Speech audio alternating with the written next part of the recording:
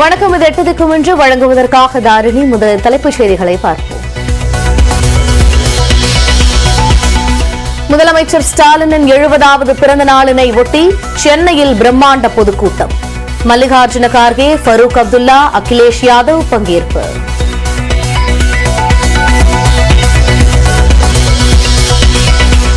முதலமைச்சர் மு க ஸ்டாலின் தேசிய அரசியலில் கால் பதிக்கும் நேரம் வந்துவிட்டது. தேசிய மாநாட்டுக் கட்சித் தலைவர் ஃபரூக் அப்துல்லா பேச்சு. மு க ஸ்டாலினுக்கு தொலைபேசியின் மூலமாக பிறந்தநாள் வாழ்த்தை தெரிவித்தார் பிரதமர் நரேந்திர மோடி. மத்திய அமைச்சர் அமித் ஷா, தமிழக ஆளுநர் உள்ளிட்டோரும் வாழ்த்து.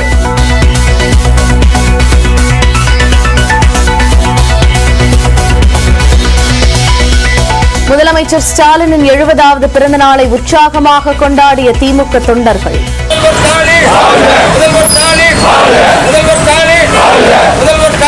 எங்கள் தமிழ்நாடு முதல்வருக்கு இனிய பிறந்த நாள் வாழ்த்துக்கள். ஒட்டகம் மற்றும் ஆடுகளை பரிசளித்து வாழ்த்து.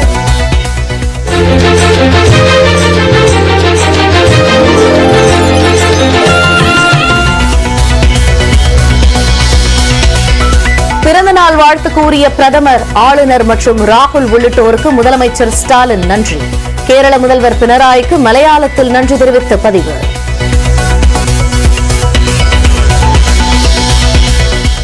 ஈரோடு கிழக்கு தொகுதி இடைத்தேர்தல் வாக்கு எண்ணிக்கை வியாழக்கிழமை நடைபெறுகிறது. பாதுகாப்பு ஏற்பாடுகள் தயார் என மாவட்ட நிர்வாகம் அறிவிப்பு. நடிகர் வடிவேலு உள்ளிட்டோருக்கு போலி பட்டம் வழங்கிய விவகாரத்தில் அண்ணா பல்கலைக்கழகத்திற்கு தொடர்பு இல்லை. காவல்துறையிடம் புகார் அளிக்கப்பட்டுள்ளதாக துணைவேந்தர் வேல்ராஜ் விளக்கம். கௌரவ டாக்டர் பட்டம் வழங்கும் விழாவிற்கு எந்த ஒரு பரிந்துரை கடிதமும் வழங்கவில்லை. கையெழுத்தை மோசடியாக பயன்படுத்தினர் என ஓய்வு பெற்ற நீதிபதி வள்ளிநாயகம் விளக்கம். புகார் அளிக்கப் போவதாக தகவல்.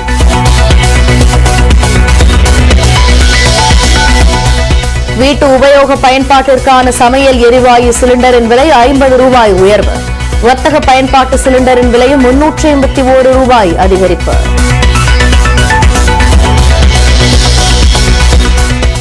சமையல் எரிவாயு சிலிண்டர் விலை உயர்வுக்கு பொதுமக்கள் மற்றும் வர்த்தகர்கள் எதிர்ப்பு. விலை உயர்வை உடனடியாக திரும்பப் பெற வலியுறுத்தல்.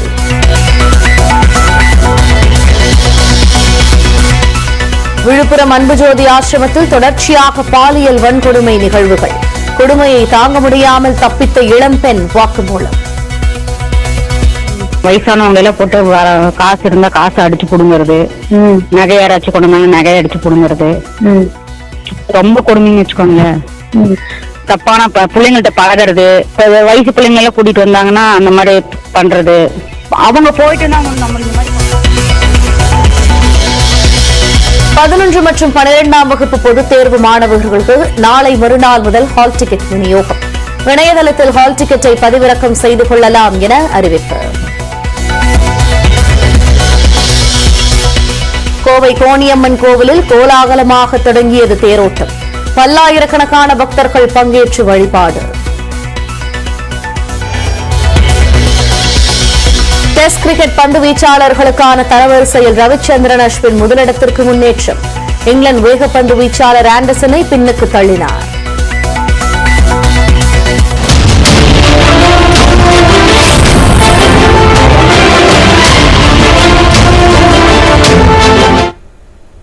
முதலமைச்சர் ஸ்டாலினின் 70வது பிறந்த நாளினை ஒட்டி சென்னையில் பிரம்மாண்ட பொதுக்கூட்டம் நடைபெற்று வருகிறது. பொதுக்கூட்டத்தில் காங்கிரஸ் தலைவர் மல்லிகார்ஜுன கார்கே உரையாற்றி வருகிறார். அந்த காட்சிகளை நேரலையில் பார்ப்போம். Below poverty line because of the BJP government's failure. The common man is hit by inflation. The youth is hit by unemployment. But the BJP is only interested in polarizing the society to win elections. We have seen such attempts here in Tamil Nadu also, but Tamil Nadu will not yield even 1 inch to BJP. I know their philosophy, their commitment. Constitutional authorities are being reduced to a talking like BJP. spokesperson. It is not about one governor in one state. It is happening in every state where the opposition is in power. They want to take over the judiciary, the election commission, and every institution in the country. The ultimate aim of the BJP is to change the constitution. Many BJP leaders and MPs have said this openly. We all have to be united for the sake of our country and to protect our constitution. I am sure Chief Minister Stalin will lead all support and strength in this fight. Only the government at the center will be able to fight for the causes of the Dalits and the backward classes and minorities. Tamil Nadu has a great history and great future. The Congress and the DMK too have shared a great history, and together the Congress and DMK will stand united, building a great future for the state and the people of Tamil Nadu. All like-minded opposition parties must come together in this fight against the divisive forces. That is our desire. I never said who will lead, who will become the Prime Minister. Farooq Sahib. That is our desire. I never said who will lead, who will become the Prime Minister. Farooq Sahib, I am telling you, we are not telling that who will lead or who is not going to lead. It is not the question. We want to fight together, unitedly. That is our desire. That's why we have sacrificed many a times in the name of secularism, in the name of liberty, in the name of freedom of expression. That we have done and showed. And we have also lost many times. But in spite of that, now we have to fight against the bad regime. That is more important. I would like to once again extend my wishes to the people of Tamil Nadu, and a leader who has got so much following, and Thinu Stalin. He has given many programs today I have seen, and really it is going to help the people. Once again, I wish him all the success and many happy birthdays to him. Live long, because if I wish 100 days, I may not live. But I wish you should live 100 years, and this is my wish, and also he will definitely bring unity among all of us, all the people, and also we are there. We are also trying to unite, but in a different state, in different positions are there.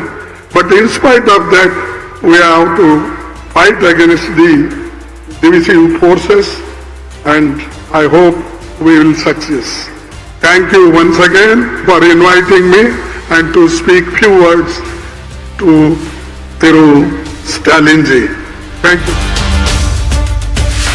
பிரிவினைவாதிகளுக்கு எதிராக ஒன்றிணைய வேண்டும் என்றும் அந்த சக்தி ஸ்டாலினாக இருக்க வேண்டும் என்றும் அவருக்கு பிறந்தநாள் வாழ்த்துக்களை தெரிவித்துக் கொண்டு தற்போது மல்லிகார்ஜுன கார்கே அவர்கள் அவருக்கு வாழ்த்து கூறும் அந்த நிகழ்வினை நாம் நேரலையில் பார்த்துக் கொண்டிருக்கிறோம். சென்னை நந்தனம் YMCA மைதானத்தில் ஒரு மாபெரும் பொதுக்கூட்டத்தை கூட்டியிருக்கிறார்கள். ஸ்டாலினின் பிறந்த நாளுக்காக திமுக தொண்டர்கள் அனைவரும் அந்த காட்சிகளை நாம் நேரலையில் பார்த்தோம்.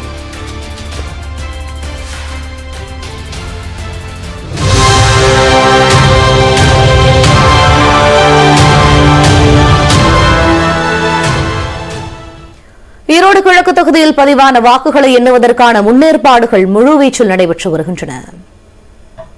ஈரோடு கிழக்கு தொகுதி எம்எல்ஏ திருமகன் ஈவேரா கடந்த மாதம் 4ஆம் தேதி உடல்நலக் குறைவால் காலமானார். இதையடுத்து பிப்ரவரி மாதம் 27ஆம் தேதி ஈரோடு கிழக்கு தொகுதி இடைத்தேர்தல் நடைபெறும் என்று அறிவிக்கப்பட்டது. இடைத்தேர்தலில் திமுக தலைமையிலான மதசார்பற்ற முற்போக்கு கூட்டணியில் காங்கிரஸ் சார்பில் EVKS இளங்கோவன், அதிமுக சார்பில் KS தென்னரசு, நாம் தமிழர் கட்சி சார்பில் மேனகா நவநீதன், தேமுதிக சார்பில் ஆனந்த், சுயேட்சைகள் உட்பட 77 பேர் போட்டியிட்டனர். தேர்தல் அறிவிக்கப்பட்டது முதல் வேட்பாளர்களுக்கு ஆதரவாக அரசியல் கட்சி தலைவர்களும் தீவிர வாக்குச் சேகரிப்பில் ஈடுபட்டனர். தமிழ்நாட்டின் பல்வேறு இடங்களில் இருந்து பரப்புரைக்காக ஆயிரக்கணக்கான அரசியல் கட்சி நிர்வாகிகள், தொண்டர்கள் ஈரோட்டில் முகாமிட்டிருந்தனர். ஈரோடு கிழக்கு தொகுதியில் மொத்தம் 2,26,876 வாக்காளர்கள் உள்ள நிலையில் இடைத்தேர்தலுக்காக 52 வாக்கு மையங்களும் 238 வாக்குச்சாவடிகளும் அமைக்கப்பட்டன. ஒவ்வொரு வாக்குச்சாவடிகளிலும் தலா 5 மின்னணு வாக்குப்பதிவு இயந்திரங்கள் வீதம் சுமார் 1,430 வாக்குப்பதிவு இயந்திரங்கள் பயன்படுத்தப்பட்டன. இடைத்தேர்தலில் மொத்தம் 74.79% வாக்குகள் பதிவாகின. இதையடுத்து வாக்குப்பதிவு இயந்திரங்கள் சீல் வைக்கப்பட்டு சித்தோட்டில் உள்ள அரசு பொறியியல் கல்லூரியில் 3 அடுக்கு போலீஸ் பாதுகாப்புடன் வைக்கப்பட்டன. காலை 8 மணி முதல் வாக்குகள் எண்ணப்பட உள்ள நிலையில் 2 அறைகளில் 16 மேசைகள் போடப்பட்டுள்ளன. முதலில் தபால் வாக்குகள் பிரித்து எண்ணப்பட உள்ளது. பின்னர் மின்னணு வாக்குப்பதிவு இயந்திரத்தில் பதிவான வாக்குகள் பிரித்து எண்ணப்படும். 15 சுற்றுக்கள் வரை வாக்குகள் எண்ணப்பட்டு முடிவுகள் அறிவிக்கப்பட உள்ளன. இந்த நிலையில் முன்னேற்பாடுகள் குறித்து மாவட்ட காவல் கண்காணிப்பாளர் சசிமோகன் ஆய்வு செய்தார். பின்னர் செய்தியாளர்களிடம் பேசிய அவர் வாக்கு எண்ணும் மையத்தில் ஈரோடு காவல்துறை சார்பில் 750 காவல்துறையினர் பணியில் ஈடுபட உள்ளதாக கூறினார். நம்முடைய ஈரோடு மாவட்ட காவல்துறையின் சார்பாக சுமார் ஒரு 750 காவல் ஆளுநர்கள் மற்றும் அதிகாரிகள் தலைமையில் செக்யூரிட்டி அரேஞ்ச்மெண்ட் பண்ணியிருக்கோம். இப்போ ஸ்ட்ராங் ரூமுக்கு 2 கம்பெனி ஆஃப் CAPF கம்பெனி இருக்காங்க. அவங்க ஸ்ட்ராங் ரூம் கார்ட் பண்றாங்க. ஃபர்ஸ்ட் இன்னர் பெரிஃபரி அவங்க பார்த்துக்கிறாங்க. இப்போ நம்ம armed reserve, TSP strength, special battalion அவங்க பிளஸ் நம்ம லோக்கல் ஸ்ட்ரென்த் இவங்க 2nd and 3rd டயர்ல டியூட்டி பார்த்துட்டு இருப்பாங்க. வாக்கு எண்ணிக்கை தொடங்கி வேட்பாளர் வெற்றி பெற்றதற்கான சான்றிதழ் பெறும் வரை பாதுகாப்பு ஏற்பாடுகள் தயார் எனவும் அவர் தெரிவித்தார். திரிபுரா, மேகாலயா, நாகாலாந்து ஆகிய மாநிலங்களில் வாக்கு எண்ணிக்கைக்கான முன்னேற்பாடுகள் முடுக்கிவிடப்பட்டுள்ளன. வடகிழக்கு மாநிலங்களான திரிபுரா, மேகாலயா, நாகாலாந்தில் நாளை சட்டமன்ற தேர்தல் முடிவுகள் வெளியாகின்றன. 60 தொகுதிகள் கொண்ட திரிபுராவில் கடந்த 16ஆம் தேதி ஒரே கட்டமாக சட்டமன்ற தேர்தல் நடைபெற்றது. அந்த மாநிலத்தில் ஆளும் பாஜக மற்றும் திரிபுரா உள்ளூர் மக்கள் கட்சி கூட்டணி அமைத்து தேர்தலை எதிர்கொண்டன. இதேபோன்று முந்தைய ஆளும் கட்சியிலான CPM மற்றும் காங்கிரஸ் கூட்டணி அமைத்திருந்தன. இந்நிலையில் திரிபுராவில் 89.95% வாக்குகள் பதிவாகின. இதேபோன்று தலா 60 தொகுதிகள் கொண்ட நாகாலாந்து மற்றும் மேகாலயாவிலும் கடந்த 27ஆம் தேதி வாக்குப்பதிவு நடைபெற்றது. இதில் நாகாலாந்தில் 81.94%, மேகாலயாவில் 74.32% வாக்குகள் பதிவாகியுள்ளன. நிலையில் 3 மாநிலங்களிலும் நாளை காலை 8 மணிக்கு வாக்கு எண்ணிக்கை தொடங்க உள்ளது. இதேபோன்று லட்சத்தீவு மக்களவை தொகுதி, மகாராஷ்டிரா, மேற்கு வங்கம், ஜார்க்கண்ட், அருணாச்சல பிரதேச மாநிலங்களில் மொத்தம் 5 சட்டமன்ற தொகுதிகளின் இடைத்தேர்தல் முடிவுகளும் நாளை வெளியாகின்றன. வியாழக்கிழமை காலை 7 மணி முதல் ஈரோடு கிழக்கு தொகுதி இடைத்தேர்தல் மற்றும் மேகாலயா உள்ளிட்ட 3 மாநிலங்களின் வாக்கு எண்ணிக்கை தொடர்பான துல்லிய தகவல்களை நியூஸ் 18 தொலைக்காட்சியில் ஒளிபரப்ப ஏற்பாடு செய்யப்பட்டுள்ளது. சிறிய இடைவெளிக்கு பிறகு செய்தி தொகுப்பில் மீண்டும் இணைவோம்.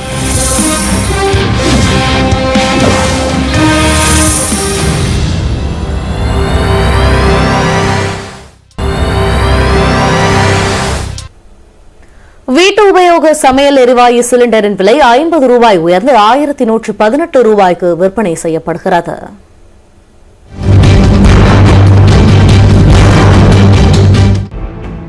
சர்வதேச அளவில் கச்சா எண்ணெய் விலையில் ஏற்படும் மாற்றங்களை கருத்தில் கொண்டு எண்ணெய் நிறுவனங்களே சமையல் எரிவாயு விலையை தீர்மானித்துக் கொள்ளலாம் என்று மத்திய அரசு அறிவித்துள்ளது. அதன்படி மாதந்தோறும் 1ஆம் தேதி மற்றும் 15ஆம் தேதி என இருமுறை சிலிண்டர் விலை மாற்றியமைக்கப்பட்டு வருகிறது. அந்த வகையில் கடந்த ஆண்டு மே மாதம் சமையல் எரிவாயு சிலிண்டர் விலை 53 ரூபாய் உயர்ந்து 1000 ரூபாயை கடந்தது. 1018 ரூபாய் 50 காசாக இருந்த 14 கிலோ எடை கொண்ட ஒரு சிலிண்டர் விலை ஜூன் மாதம் 1062 ரூபாயாகவும், ஜூலை மாதம் 1068 ரூபாய் 50 காசுகளாகவும் விலை உயர்ந்தது. அதன் பின்னர் வீட்டு உபயோகத்திற்கான கேஸ் சிலிண்டர் விலை உயர்த்தப்படாமல் இருந்தது. இந்த நிலையில் சென்னையில் 8 மாதங்களுக்கு பின்னர் சிலிண்டர் விலை 50 ரூபாய் அதிகரித்து 1118 ரூபாய்க்கு விற்பனை செய்யப்படுகிறது. 1103 ரூபாய்க்கு விற்பனையான சமையல் எரிவாயு சிலிண்டர் டெல்லியில் 1153 ரூபாய்க்கும், மும்பையில் 1052 ரூபாய் 50 காசுக்கும் விற்பனை செய்யப்படுகிறது. கொல்கத்தாவில் 1129 ரூபாய்க்கு விற்பனையான 14 கிலோ எடை கொண்ட சமையல் எரிவாயு சிலிண்டர் 1129 ரூபாய்க்கு விற்பனையாகிறது. இந்த நிலையில் சிலிண்டர் விலையேற்றத்தை குறைக்க பொதுமக்கள் கோரிக்கை விடுத்துள்ளனர். ரொம்ப கஷ்டம். இதெல்லாம் மத்திய அரசும் மாநில அரசும் பார்த்து இந்த சிலிண்டர் விலையை கம்மி பண்ணினா இன்னும் நல்லா இருக்கும். இதுல நான் 1500 ரூபா வாங்கிட்டு வந்து சிலிண்டர் வாங்கிட்டால் அரிசி பருப்பு வாங்கி நான் சமைக்கிறதா இப்படிங்க பண்றது என்ன செய்யுது? ரொம்ப கஷ்ட குடும்பங்க. நாங்க 500 600 இது மாதிரி இப்ப கூலி வேலை செய்கிறவங்களெல்லாம் சிலிண்டர் வாங்கி வச்சுட்டு எங்களால் யூஸ் பண்ண முடியாது. எங்கள் இப்போ சிலிண்டர் தீர்ந்துருச்சு, இதை பாருங்க விறகு அடுப்பு வச்சுக்கிட்டு யூஸ் பண்ணிட்டு இருக்கோம். எங்கள் வீடை பாருங்க எப்படி இருக்குன்னு. மேலும் சிலிண்டர் விலை உயர்வுக்கு தேமுதிக தலைவர் விஜயகாந்த் கண்டனம் தெரிவித்துள்ளார். அடுப்பை எரிக்கும் பெண்களுக்கு இந்த விலை உயர்வு வயிற்றெரிச்சலை உண்டாக்குகிறது என்றும், சிலிண்டருக்கு 100 ரூபாய் மானியம் வழங்கப்படும் என்ற வாக்குறுதியை நிறைவேற்றாமல் மத்திய மாநில அரசுகள் மக்களை வஞ்சிப்பதாகவும் அவர் குறிப்பிட்டுள்ளார். வணிக பயன்பாட்டு சமையல் எரிவாயு சிலிண்டரின் விலை 381 ரூபாய் விலை உயர்ந்துள்ள நிலையில் மத்திய பிரதேச சட்டப்பேரவைக்கு வெளியே சிலிண்டருடன் காங்கிரஸ் கட்சியினர் போராட்டத்தில் ஈடுபட்டனர். கடந்த ஆண்டு மே மாதம் அதிகபட்சமாக 2508 ரூபாய்க்கு வணிக பயன்பாட்டு சிலிண்டர் விற்பனை செய்யப்பட்டது. அதன் பின்னர் படிப்படியாக விலை குறைந்து வந்த நிலையில் கடந்த நவம்பர் மாதம் 2000 ரூபாய்க்கு கீழ் சரிந்தது. ஜனவரி மாதத்திற்கு பிறகு விலையில் மாற்றம் எதுவும் இல்லாத நிலையில் தற்போது மீண்டும் 2000 கடந்து வணிக பயன்பாட்டு சிலிண்டர் விற்பனையாகிறது. அந்த வகையில் 19 கிலோ எடை கொண்ட ஒரு வணிக பயன்பாட்டிற்கான சிலிண்டர் விலை 350 ரூபாய் அதிகரித்துள்ளது. இதனால் 1917 ரூபாய்க்கு விற்பனை செய்யப்பட்ட சிலிண்டர் 2268 ரூபாயாக அதிகரித்துள்ளது. டெல்லியில் 1769 ரூபாய்க்கு விற்பனை செய்யப்பட்ட வணிக பயன்பாட்டு சிலிண்டர் 2119 ரூபாய்க்கு விற்பனையாகிறது. கொல்கத்தாவில் 1870 ரூபாய்க்கு விற்பனை செய்யப்பட்ட சிலிண்டர் 2221 ரூபாய் 50 காசுகளுக்கு விற்பனையாகிறது. மும்பையில் 1721 ரூபாய்க்கு இருந்த சிலிண்டர் விலை 2071 ரூபாய் 50 காசாக இருக்கிறது. சிலிண்டர் விலையேற்றத்தால் டீ கடைகள் மற்றும் உணவகங்களில் உணவுப் பொருட்களின் விலையேறும் என்ற நிலையில் சாமானிய மக்கள் பாதிப்புக்குள்ளாகி இருக்கின்றனர். பால் விலை ஏறி போச்சு, டீ தூள் விலை ஏறி போச்சு, சக்கரை விலை ஏறி போச்சு, எல்லாம் ஏறி போச்சு. நாங்கள் அன்னாடம் ஆளு கூடி கிட்ட ஏறி போச்சுங்க. நாங்களாம் எப்படி நிர்வாகம் பண்ணுறது? அப்படி நான் இங்கே 20 வருஷமாக அந்த கடை வச்சிருக்கிறேன். ஒரே டயத்தில் 350 ரூபா ஏற்றிருக்காங்க. இது ரொம்ப கஷ்டமான ஒரு சூழ்நிலை கேட்டிங்களா. இது என்ன செய்யணும் கேட்டீங்கன்னா, நான் வாடிக்கையாளர் தலையில் தான் வைக்கணும். ஏற்கனவே 10-12 ரூபாய் டீ வித்துட்டு இருக்கோம். அது எங்களுக்கு கட்டுப்படி ஆகலை. சிறுதொழிலாளர் ரொம்ப பாதிக்கப்படுறோம். நாங்களாம் இது மாதிரிலாம் ரொம்ப பாதிக்கப்படுறோம். ஆளுங்களுக்கு சம்பளம் கொடுக்க முடிய மாட்டேங்குது, பொருள் வாங்க முடிய மாட்டேங்குது, செய்ய முடிய மாட்டேங்குது. பாதிப்பு வியாபாரத்தில் நஷ்டம், லாபத்தில் நஷ்டம்ட்டு போக வேண்டியதான். அதுமாரி தான் ஆகிட்டு இருக்கு. ஏறி இறங்குது பிறகு ஒன்றும் பண்ண முடியல. இப்போ மறுபடியும் ஏறி இருக்குது. இந்த நிலையில் சிலிண்டர் வெளியேற்றத்தை கண்டித்து மத்திய பிரதேசத்தில் சட்டப்பேரவைக்கு வெளியே காலி சிலிண்டர்களுடன் காங்கிரஸ் கட்சி உறுப்பினர்கள் போராட்டம் நடத்தினர்.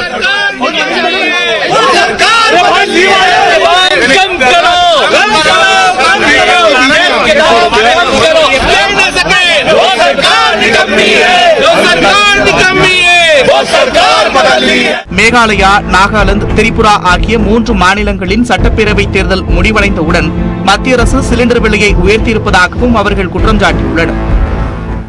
1 லட்சத்திற்கும் அதிகமான பொதுமக்கள் வசிக்கும் மேடவாக்கம் பகுதியின் குடிநீர் ஆதாரமாக விளங்கும் ஏரிகள் போதிய பராமரிப்பின்றி மோசமான நிலையில் காட்சியளிக்கின்றன.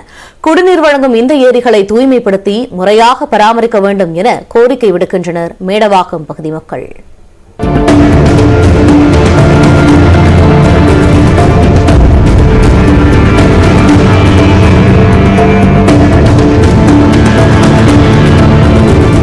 நீங்க பார்த்துட்டு இருக்கக்கூடிய இந்த இடம் மேடவாக்கத்தில் இருக்கக்கூடிய காலேரி. இந்த ஏரியில இறைச்சி கழிவுகள், குப்பைகள் கொட்டப்பட்டு, அதே போல சாக்கடை கழிவு நீர் கலக்கப்பட்டு, ஆகாய தாமரைகளால் சூழப்பட்டு மிகவும் அசுத்தமா காணப்படுது. மேடவாக்கத்தில் பெரிய ஏரி, சித்தேரி, காலேரி, வடக்குப்பட்டு ஏரி, ரங்கநாதபுரம் ஏரி என 5 ஏரிகள் உள்ளன. இந்த ஏரிகள் தான் மேடவாக்கத்தில் வசிக்கும் சுமார் 1 லட்சம் மக்களின் குடிநீர் தேவைக்கான முக்கிய நீராதாரமாக விளங்குகின்றன. அதேபோல மழைக்காலங்களில் வெள்ள பாதிப்பு ஏற்படாமலும் பாதுகாத்து வருகின்றன. இந்நிலையில் செங்கல்பட்டு மாவட்டம் மேடவாக்கம் ஊராட்சியில் 6, 7 ஆகிய வார்டுகளில் உள்ள சித்தேரி, காலேரியில் மழைநீர் வடிகால் இணைப்புடன் கழிவுநீர் கலந்து ஏரிக்கு செல்கிறது. இதனால் ஏரி முழுக்க அசுத்தமாகி ஆகாய தாமரை படர்ந்து துர்நாற்றம் வீசுகிறது. இந்த ஏரியில பாத்தீங்கன்னா ஸ்டார்ம் வாட்டர் ட்ரெயின் மூலமா மழைநீர் மட்டும் கலக்க வேண்டிய இடத்துல சாக்கடை நீர் கலந்து ஏரியோட தன்மை இதில் தான் இருக்குது. அந்த ஏரி தண்ணியை தான் நம்ம போர் போட்டு எடுத்து அந்த போர் வாட்டர் தான் இங்கே இருக்க ஊராட்சி டேங்க் மூலமாக சப்ளை ஆகிட்டுருக்கு. அதே மாதிரி பக்கத்தில் இருக்க ஒரு நல்ல தண்ணீர் குளம், குளக்கரை தெருவில் இருக்க நல்ல தண்ணீர் குளம், இதுதான் இங்கே இப்போ இருக்க எந்த ஒரு சாக்கடை கலக்காமல் இருக்க ஒரு நல்ல குளம். ஆனால் அது வந்து ஒரு 10 வருஷத்துக்கு மேலமா மெயின்டெனன்ஸ் இல்லாமல் ஃபுல் அண்ட் ஃபுல் டேமேஜாக இருக்குது. அசுத்தமாகி உள்ள இந்த ஏரிகளுக்கு அருகில்தான் போர்வெல் மற்றும் கிணறுகள் அமைக்கப்பட்டு நிலத்தடி நீர் எடுக்கப்பட்டு பொதுமக்களுக்கு விநியோகிக்கப்படுகிறது.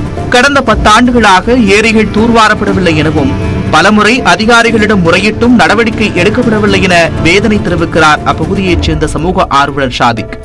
மேல் இடத்துலையும் போதிய மனுக்களை கொடுத்து வந்திருந்தேன். அதுக்கு என்ன சொன்னாங்கன்னா, கிராமப்புற பஞ்சாயத்தில் இருக்கிறதுனால இந்த போதிய வசதிகள் கிடையாதுன்றது. அதற்காக சாக்கடை வசதி கூட கிடையாது. இங்கே சாக்கடை வசதி இல்லாததுனால என்ன ஆகுதுன்னா, அந்த அங்கங்கே இருக்கக்கூடிய குடியிருப்பு வாசிகள் என்ன பண்ணுறாங்கன்னா, அங்கே இருக்கக்கூடிய கழிவு நீரை கொண்டு போய் குளத்தில் இணைச்சிடுறாங்க.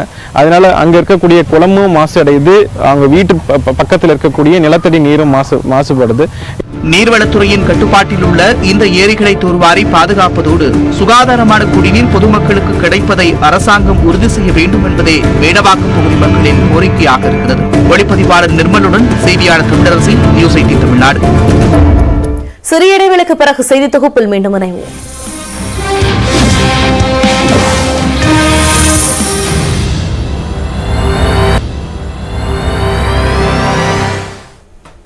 சென்னை அண்ணா பல்கலைக்கழகத்தில் போலி டாக்டர் பட்டம் வழங்கியது தொடர்பாக காவல்துறையில் புகார் அளிக்கப்படும் என துணைவேந்தர் வேல்ராஜ் தெரிவித்துள்ளார்.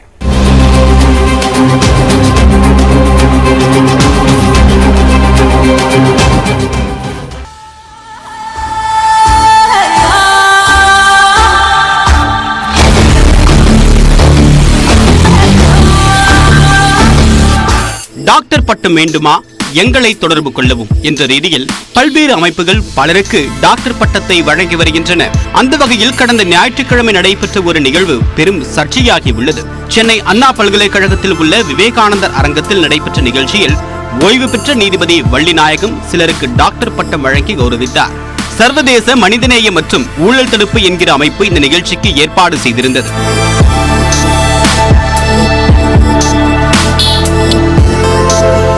சர்வதேச மனிதநேய மற்றும் ஊழல் தடுப்பு என்ற அமைப்பு அண்ணா பல்கலைக்கழகத்தின் பெயரை தவறாக பயன்படுத்தி அரசு முத்திரையுடன் இந்த மெகா மோசடியை அரங்கேற்றி இருப்பதாக தெரிய வந்துள்ளது. இசையமைப்பாளர் தேவா, நடன இயக்குனர் சாண்டி, பேச்சாளர் ஈரோடு மகேஷ் உட்பட 50 பேருக்கு ஓய்வு பெற்ற நீதிபதி வள்ளிநாயகம் டாக்டர் பட்டங்களை வழங்கினார். இவர்கள் மட்டுமில்லாமல் கம்பி கற்ற கதையெல்லாம் சொல்றாம் பாருங்க என்று கூறி பிரபலமடைந்த சுதாகர், கோபி ஆகிய இருவருக்கும் டாக்டர் பட்டம் வழங்கப்பட்டது. நிகழ்ச்சியில் நேரடியாக பங்கேற்காத நடிகர் வடிவேலுவின் வீட்டிற்கே சென்று நிகழ்ச்சி அமைப்பாளர்கள் டாக்டர் பட்டத்தை வழங்கினர்.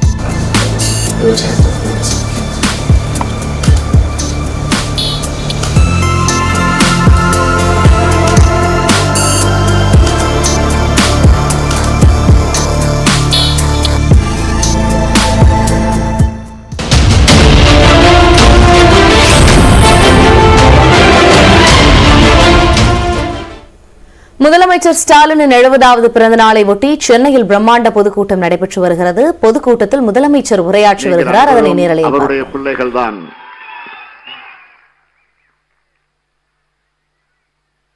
தந்தை பெரியார் அவர்கள் ஈவேரா ராமசாமி என்கின்ற நான்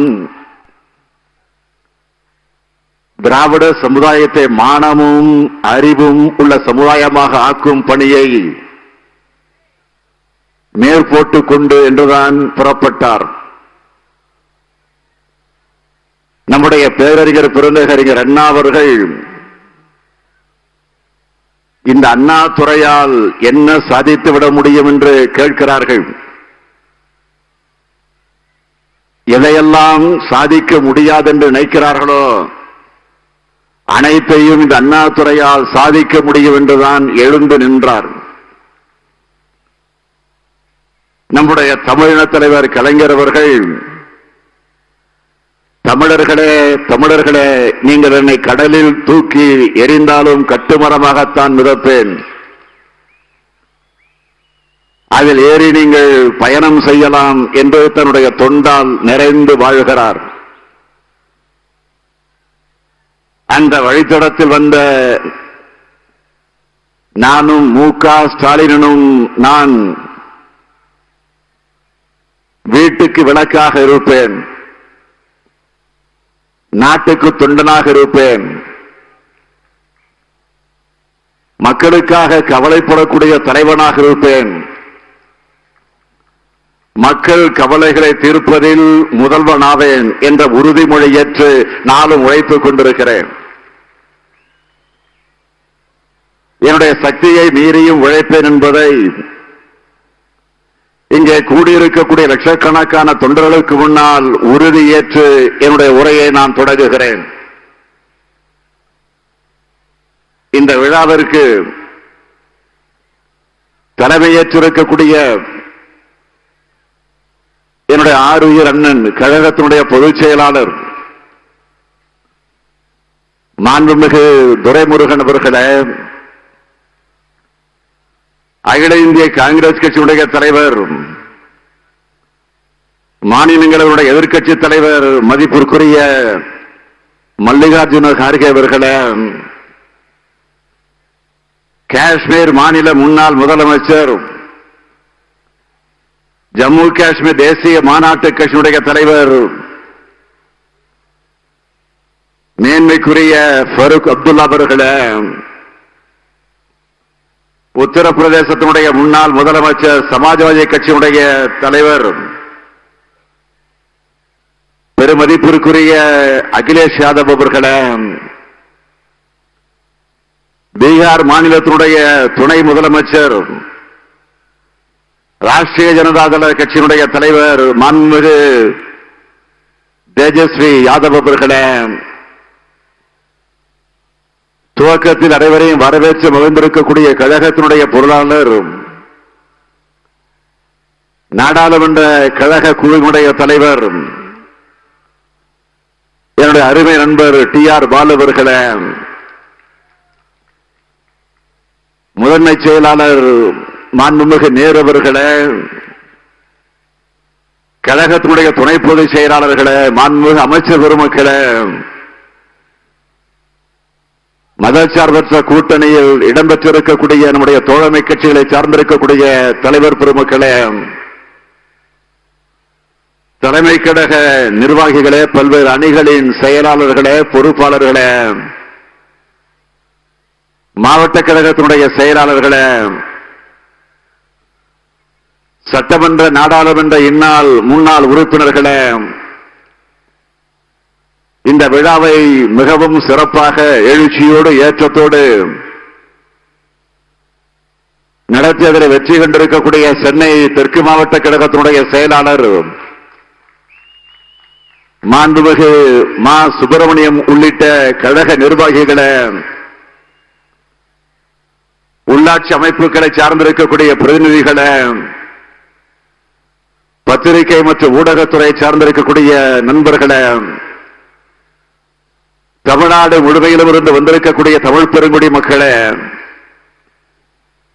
என் உயிரோடு கலந்திருக்கக்கூடிய நம்முடைய முத்தமிழறிஞர் தலைவர் கலைஞர் அவர்களின் உயிரினும் உயிரான அன்பு உடன்பிறப்புகளே, உங்கள் அனைவருக்கும் என்னுடைய அன்பான வணக்கம். ஏற்புரை வழங்க இப்பொழுது உங்கள் முன்னால் நான் நின்று கொண்டிருக்கிறேன். தமிழ்நாட்டு மக்கள் எனக்கு இட்ட கட்டளை ஏற்று முதலமைச்சராக செயல்பட்டு வருகின்ற நான் திராவிட முன்னேற்ற கழகத்தினுடைய தலைவர் என்று உடன்பிறப்புகள் வழங்கிய கட்டளை ஏற்று தலைவராக செயல்பட்டு வருகின்ற நான் மிகுந்த மகிழ்ச்சியோடு உங்கள் வாழ்த்துக்களை நான் ஏற்றுக்கொள்ளுகிறேன். கடமையையும் பொறுப்பையையும் எனது தோளில் சுமத்தியவர்கள் நீங்கள்தான். அதனை நான் ஏற்றுக்கொண்டுதான் ஆக வேண்டும். பேரறிஞர் அண்ணாவை போல எனக்கு பேச தெரியாது, தலைவர் கலைஞரை போல எனக்கு எழுத தெரியாது, ஆனால் அவர்களை போல் உழைக்க தெரியும்.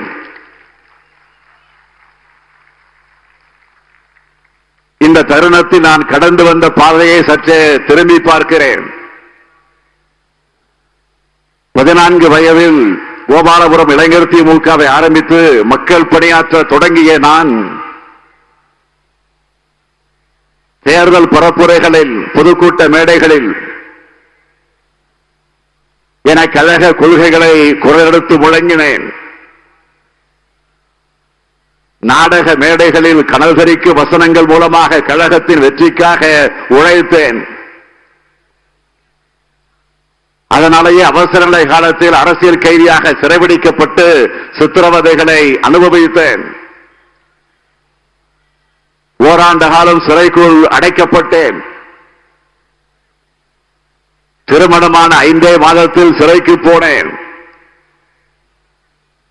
பொது வாழ்க்கை என்றால் இப்படித்தான் இருக்கும், எல்லாமும் இருக்கும் என்று சொல்லி வசந்த மாளிகைக்கு அனுப்பி வைப்பது போல சிறைச்சாலைக்கு என்னை அனுப்பி வைத்தார் தமிழக தலைவர் கலைஞர் அவர்கள்.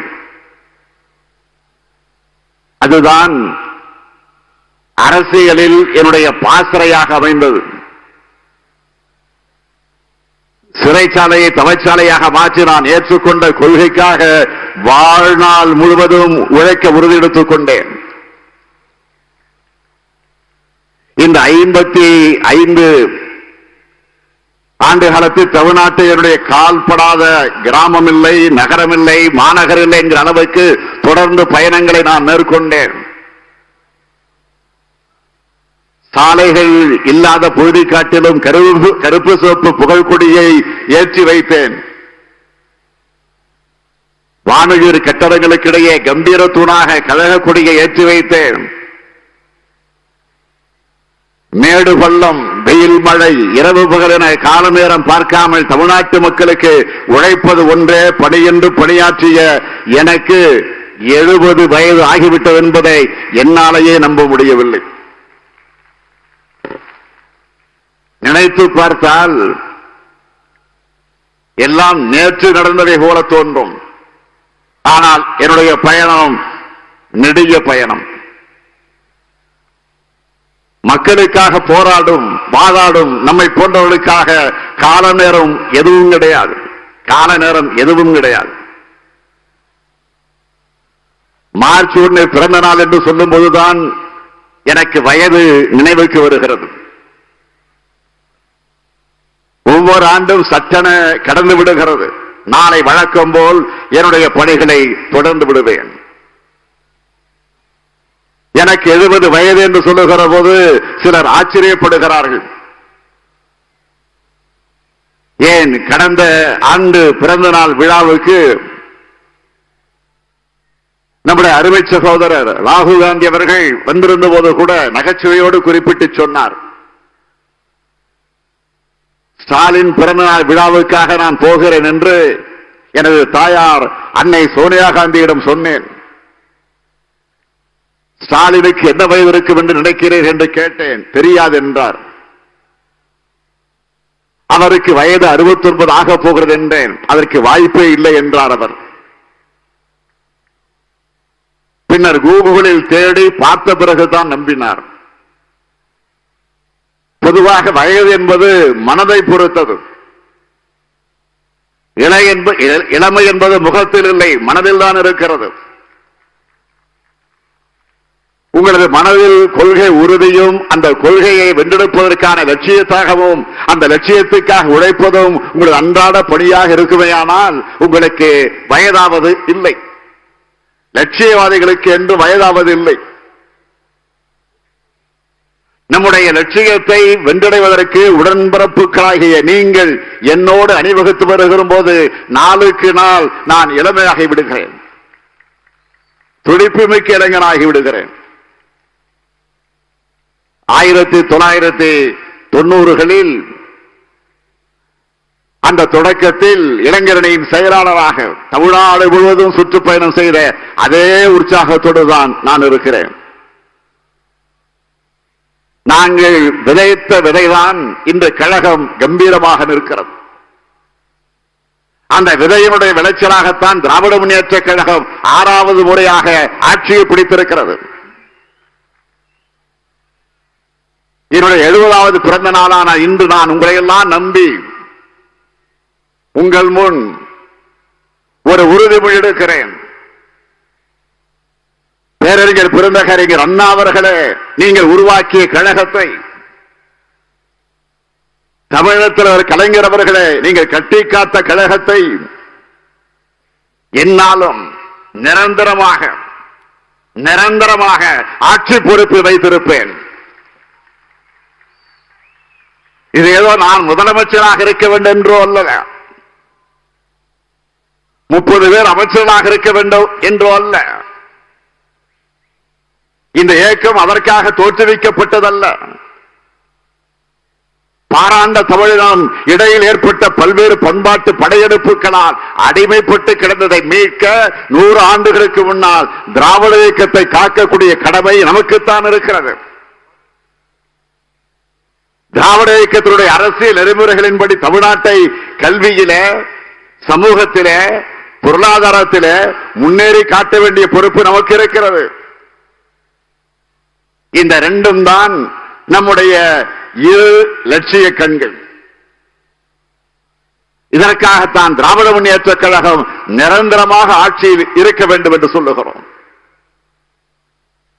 கொள்கையை பரப்ப கட்சி, கொள்கையை நிறைவேற்ற ஆட்சி. இந்த ரெண்டின் வழியாக தமிழ்நாட்டை என்றும் தலைநிமிர வைப்போம். இதனைத்தான் இந்த 2 ஆண்டு காலத்தில் நிரூபித்து காட்டியிருக்கிறோம். தேர்தல் அறிக்கையிலே 505 வாக்குறுதிகளை வழங்கினோம். அதில் 85 விழுக்காடு வாக்குறுதிகள் நிறைவேற்றப்பட்டு விட்டன. மீதமுள்ளவை இன்னும் ஓராண்டுக்குள் நிறைவேற்றப்படும். தேர்தல் அறிக்கையிலே சொல்லப்படாத எத்தனையோ திட்டங்களை தீட்டி வருகிறோம். அதனால்தான் சொன்னேன், தலைவர் கலைஞர் பாணி சொன்னதை செய்வோம், செய்வதை சொல்வோம் என்பது. இந்த ஸ்டாலினின் பாணி சொல்லாததையும் செய்வோம், சொல்லாமலும் செய்வோம். இது என்னை பொறுத்தவரையில். என்னை பொறுத்தவரையில் நம்பர் 1 முதலமைச்சர், நம்பர் 1 தமிழ்நாடு என்று அங்கீகாரம் பெறுவதை விட நம்பர் 1 நன்மைகள் தரக்கூடிய காலமாக நம்முடைய ஆட்சி காலம் அமைய வேண்டும். அதனால்தான் தமிழ்நாட்டினுடைய எல்லைகளை தாண்டி அனைவரது கவனத்தையும் ஈர்த்திருக்கிறது நமது திராவிட மாடல் ஆட்சி. இந்தியாவின் மிக மிக பழமையான அரசியல் கட்சியான காங்கிரஸ் கட்சியுடைய தலைமை பதவிக்கு வந்திருக்கக்கூடிய மல்லிகார்ஜுன கார்கே அவர்கள் என்னை வாழ்த்தியது எனக்கு பெருமை. காஷ்மீரத்தை சிங்கம் ஷேக் அப்துல்லாவின் மகன் ஃபரூக் அப்துல்லா அவர்கள் வாழ்த்தியிருக்கிறார். இந்திய அரசியலை தவிர்க்க முடியாத முகங்களாக கோலோச்சிய முலாம் சிங் யாதவனுடைய மகன் அகிலேஷ் அவர்களும், நல்ல பிரசாதவுடைய மகன் தேஜஸ்வி அவர்களும் இங்கு வந்திருப்பது எனக்கு மிக மிக மிக மகிழ்ச்சி அளிக்கிறது. எனக்கு சீனியர்களும் ஜூனியர்களும் என்னை வாழ்த்த வந்திருக்கிறார்கள்.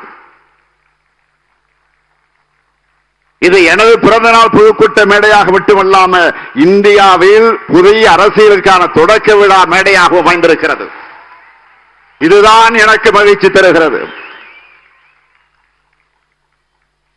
Dear Mallikarjuna Kharge, you have already given my birthday present 3 days before.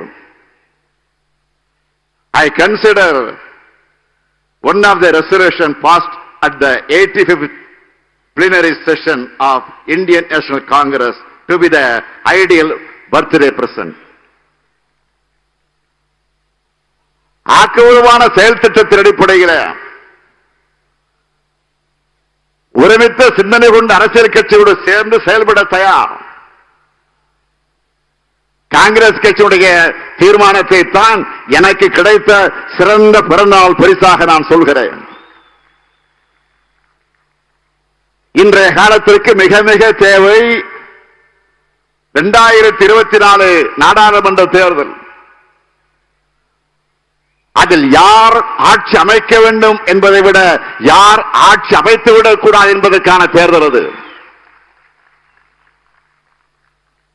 ஒன்றுபட்ட இந்தியாவை வகுப்புவாத பாசிசத்தால் பிளவுபடுத்தி இரட்டைத்தன்மை சர்வாதிகார நாடாக மாற்ற நினைக்கக்கூடிய பாஜகவை அரசியல் ரீதியாக வீழ்த்தியாக வேண்டும். பாஜகவை எதிர்க்க அனைத்து கட்சிகளும் இதனையே ஒற்றை இலக்காக திட்டமிட்டு ஒன்று சேர வேண்டும். அந்த ஒற்றுமை உணர்வு வந்துவிட்டாலே வெற்றி பெற்று விடலாம் என்று சொல்லிவிடலாம். மாநிலங்களுக்குள் இருக்க அரசியல் வேறுபாட்டை வைத்து தேசிய அரசியலை தீர்மானித்தால் இழப்பு நமக்குத்தான் என்பதை அனைத்து கட்சிகளும் உணர வேண்டும். இதனை காங்கிரஸ் உட்பட அனைத்து கட்சிகளுக்கு சேர்த்தே நான் சொல்லுகிறேன். தமிழ்நாட்டில் கடந்த 4 ஆண்டு காலமாக நடந்த அனைத்து தேர்தல்களிலும் வெற்றி பெற்றிருக்கிறோம் என்றால் அதற்கு இந்த ஒற்றுமை என்ற அந்த அடிப்படை தான். இதனை 2021ஆம் ஆண்டு சேலம் பொதுக்கூட்டத்தில் அருமை சகோதரர் ராகுல் காந்தி அவர்கள் வைத்துக் கொண்டே நான் சொன்னேன். சாட்சி இருக்கிறார், அழகிரி அமர்ந்திருக்கிறார், தங்கவால் அமர்ந்திருக்கிறார்கள். தமிழ்நாட்டை போல ஒற்றுமையான கூட்டணியை அகில இந்திய முழுமைக்கு அமையுங்கள் என்று சொன்னேன். அரசியல் கட்சிகள் தங்களுக்குள் இருக்கக்கூடிய வேறுபாடுகளை மறந்து விட்டு கொடுத்து பாஜகவுக்கு எதிராக ஒன்று சேர வேண்டும். அதே நேரத்தில் காங்கிரஸ் இல்லாத கட்சிகளின் கூட்டணி என்று சிலரால் சொல்லப்படக்கூடிய வாதங்களையும் நிராகரிக்க வேண்டும். அது கரை சேராது. தேர்தலுக்கு பிறகு கூட்டணி வைத்துக் கொள்கிறோம் என்று சொல்வதும் நடைமுறைக்கு சரியாக வராது. ஆக political parties should rise above the differences and stand together as a unified force to defeat BJP in the upcoming parliamentary elections. Talks of third front are pointless. I humbly request all the political parties opposed to BJP to understand this simple electoral arithmetic and stand united. ஒரே ஒரு AIIMS மருத்துவமனை அறிவித்துவிட்டு 4 ஆண்டுகளுக்கு முன்னால் அடிக்கல் நாட்டிவிட்டு இன்று வரை ஒரு செங்கலுக்கு மேல் வைக்காமல் தமிழ்நாட்டை கேவலப்படுத்திக் கொண்டிருக்கிறது ஒன்றிய பாஜக அரசு. மொத்தமே 12 கோடி ரூபாய் மட்டும்தான் மதுரை எய்ம்ஸுக்கு ஒதுக்கி இருக்கிறார்கள். இது 8 கோடி தமிழ்நாட்டு மக்களை ஏமாற்றும் காரியம் அல்லவா? 8 கோடி மக்களுடைய பிரதிநிதிகளால் தமிழ்நாடு சட்டமன்றத்தில் நிறைவேற்றி அனுப்பி வைக்கப்பட்ட நீட் விலக்கு மசோதாவுக்கு ஒப்புதல் அளிக்காமல் ஒன்றிய அரசு நாட்களை கடத்த முடியுமானால் இவர்கள் தனிப்பட்ட ஸ்டாலினை அவமானப்படுத்துவதாக தமிழ்நாட்டு மக்களை அவமானப்படுத்திக் கொண்டிருக்கிறார்கள். சமஸ்கிருதத்துக்கு கோடி கோடியாக பணம் ஒதுக்குவாய், சங்கத்தமிழுக்கு வெறுங்கையை நீட்டுவாய் என்றால் அதனால் அவமானப்படுத்தப்படுவது யார்? திருவள்ளுவரும் இளங்கோவடிகளும் என்பதை தமிழ்நாட்டு மக்கள் உணர்ந்து கொந்தளித்துக் கொண்டுதான் இருக்கிறார்கள். இவைகளெல்லாம் அரசியல் கொள்கைகள். ஆன்லைன் ரம்மியை தடை செய்ய ஒரு சட்டம் கொண்டு வந்து நிறைவேற்றி அனுப்பினோம். அதற்கு கூட இங்கே ஆளுநராக இருப்பவர் ஒப்புதல் அளிக்கல. மகாபாரதத்தில் சூதாட்டம் இருக்கிறது என்று நினைத்து தடை செய்ய மறுக்கிறார்களா? நான் கேட்கிறேன். பாஜக அல்லாத மாநிலங்களுக்கு நிதி ஒதுக்கீடுகள் இல்ல, முறையாக நிதிகளை வழங்குவதில்லை. ஜிஎஸ்டிக்கு பிறகு நிதி உரிமைகள் மாநிலங்களுக்கு இல்லவே இல்லை. இழப்பீடுகளை உரிய காலத்தில் தருவதும் கிடையாது. ஒன்றிய நிதி நிதிக்கிற தமிழ்நாட்டுக்கு எந்த பெரிய திட்டங்களும் கிடையாது. இப்படி எதிர்க்கட்சிகள் ஆளும் மாநிலங்களோடு நிர்வாக யுத்தம் நடத்தி கொண்டிருக்கிறது பாஜக. இவருடைய நீண்ட நாள் திட்டங்களை புரிந்து கொண்டு அதனுடன் கொள்கை யுத்தம் தொடுத்துக் கொண்டிருக்கிறோம் நாம். அதில் வெற்றி பெறுவதற்கான வாய்ப்பு தான் நடைபெற இருக்கின்ற நாடாளுமன்ற தேர்தல் களம். அந்த களத்தை நோக்கிய பயணத்திற்கு போர் வியூகங்கள் வகுக்கக்கூடிய பாசறை கூட்டமாக எனது பிறந்தநாள் பொதுக்கூட்டம் அமைந்திருப்பது எனக்கு மகிழ்ச்சி அளிக்கிறது. வருகை தந்துள்ள அகில இந்திய தலைவர்கள்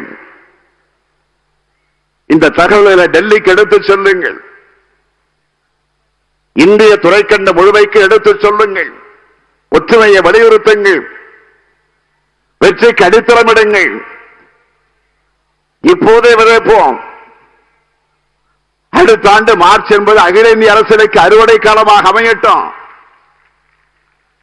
BJP is waging a war against the states governed by its opposition parties. The 2024 general election is an opportunity to win our ideological battle. Let us unite and march towards victory. நிறைவாக கழக உடன்பிறப்புகளுக்கு ஒன்றை மட்டும் நான் அன்போடு உரிமையோடு சொல்லுகிறேன். வருகின்ற நாடாளுமன்ற தேர்தலில் திராவிட முன்னேற்ற கழகத்துடைய தொண்டர்கள் அனைவருக்கும் ஒரு வரலாற்று கடமை இருக்கிறது. புதுச்சேரி உள்ளிட்ட 40 நாடாளுமன்ற தொகுதிகளில் மதச்சார்பற்ற முற்போக்கு கூட்டணி முழுமையான வெற்றியை பெற்றாக வேண்டும். தலைவர் கலைஞர் அவர்கள் கடந்த 17 காலத்தில் 2004ஆம் ஆண்டு 40க்கு 40 என்று வெற்றி பெற்றோம். கடந்த தேர்தலில் ஒரே ஒரு தொகுதி இழந்தோம். அந்த ஒன்றுடன் சேர்த்து 40ஐயும் நமது அணி மீண்டும் கைப்பற்றியாக வேண்டும். அதற்காக இன்று முதல் கழக உடன்பிறப்புக்கு அனைவரும் உழைத்திட வேண்டும். அதுதான் நீங்கள் எனக்கு தரக்கூடிய பிறந்த நாள் பரிசாக இருக்கும். களம் நமக்காக காத்திருக்கிறது. 40 நமதே, நாடும் நமதே. நன்றி, வணக்கம்.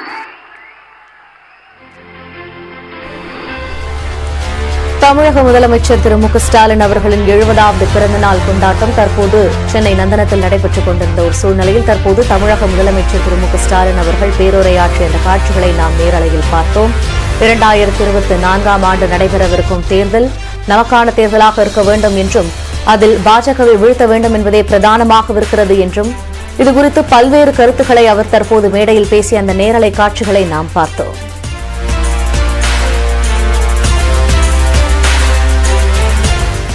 இத்துடன் இந்த செய்தி தொகுப்பு நிறைவுக்கு வருகிறது.